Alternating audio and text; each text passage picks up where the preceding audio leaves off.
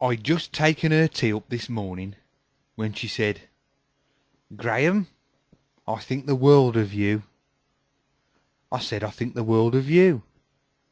And she said, "That's all right then." I said, "What's brought this on?" She said, "Nothing.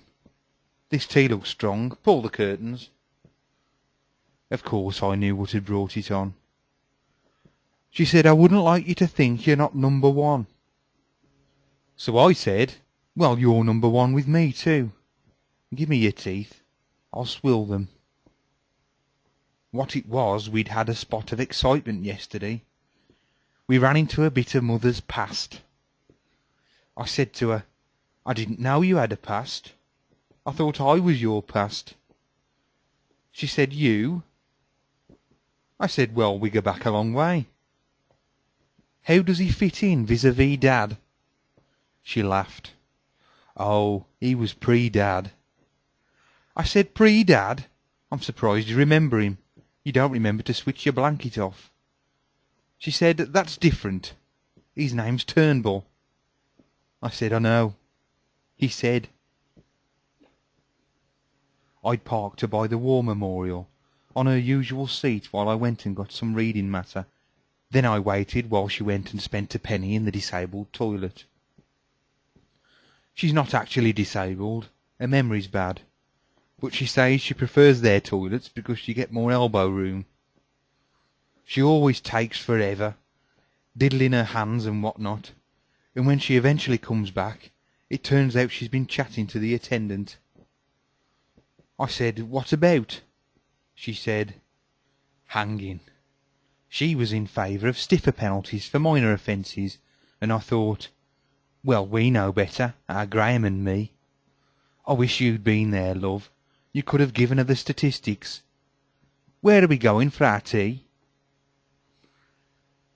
The thing about Mammy's, that though she's never had a proper education, she's picked up enough from me to be able to hold her own in discussions about up-to-the-minute issues like the environment and the colour problem, and for a woman of her age and background, she has a very liberal slant.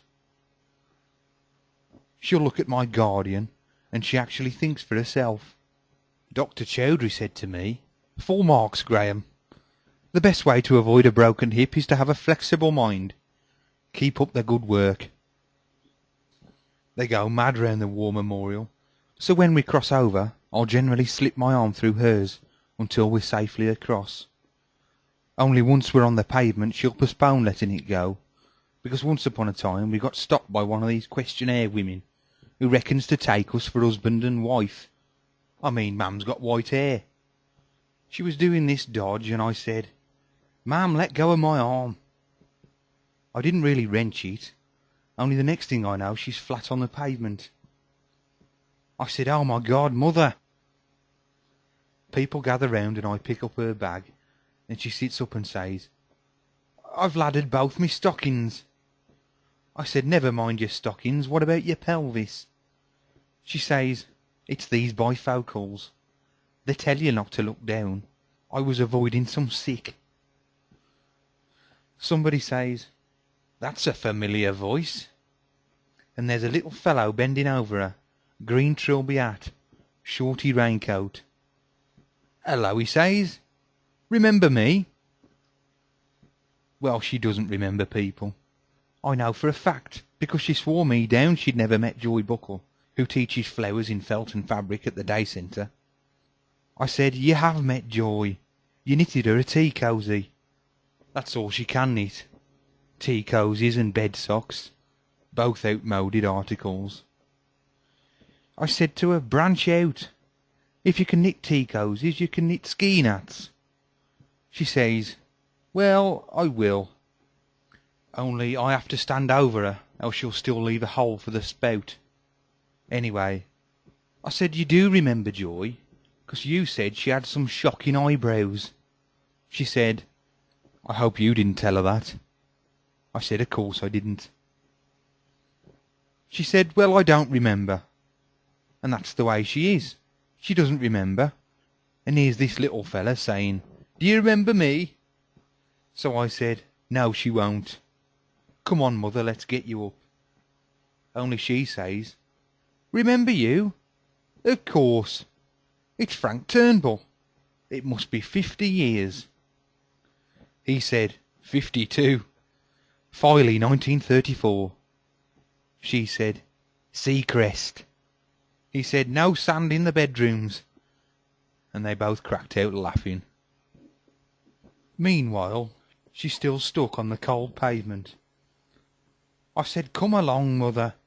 We don't want piles. Only he butts in again. He says, with respect, it's advisable not to move a person until it's been ascertained no bones are broken. I was in the St. John's Ambulance Brigade. Yes, said mother. And who did you learn bandaging on? And they both burst out laughing again. He had on these bright yellow gloves. Could have been a bookie. Eventually I get my arms round her waist and hoist her up. Only his lordship's no help, as he claims to have a bad back. When I've finally got her restored to the perpendicular, she introduces him. This is Frank Turnbull, a friend of mine from the old days. What old days? First time I knew there were any old days. Turns out he's a gents outfitter, semi-retired, shop in Bradford and some sort of outlet in Morecambe. I thought, well, that accounts for the yellow gloves. Straight off he takes charge. He says, what you need now, Vera, is a cup of coffee. I said, well, we were just going for some tea, weren't we, mother? Vera. Her name's not Vera. She's never been called Vera. My dad never called her Vera, except just once, when they were wheeling him into the theatre. Vera. Right, he says, follow me, and puts his arm through hers. Careful, she says, you'll make my boyfriend jealous. I didn't say anything. Now, the cafe that we generally patronise is just that bit different. It's plain, but it's classy. No cloths on the tables. The menu comes on a little slate, and the waitresses wear their own clothes, and look as if they're doing it just for the fun of it. The stuff's all homemade, and we're both big fans of the date and walnut bread. I said, this is the place. Mr. Turnbull goes straight past. No, he says, I know somewhere, just opened. Press on. Now, if there's one thing mother and me are agreed on, it's that red is a common colour, and the whole place is done out in red. Lampshades red, waitresses in red, plates red, and on the table those plastic sauce things got up to look like tomatoes, also red. And when I look, there's a chip in the sugar. I thought, mother won't like this. Oh, she says, this looks cheerful, doesn't it, Graham? I said, there's a chip in the sugar. A detail, he says. They're still having their teething troubles. Is it 3 coffees? I said, we like tea. Only mother says, no, I feel like an adventure. I'll have a coffee. He gets hold of the menu and puts his hand on hers. Might I suggest, he says, a cheeseburger? She said, oh, what's that? He said it's fresh country beef, mingled with golden fried onions, topped off with toasted cheese, served with French fries and lemon wedge. Oh, lemon wedge, said mother. That sounds nice. I thought, well, I hope you can keep it down, because it'll be the pizza story all over again. One mouthful, and at 4 o'clock in the morning I was still stuck at her bedside with the bucket. She said, I like new experiences in eating. I had pizza once, didn't I, Graham? I didn't say anything.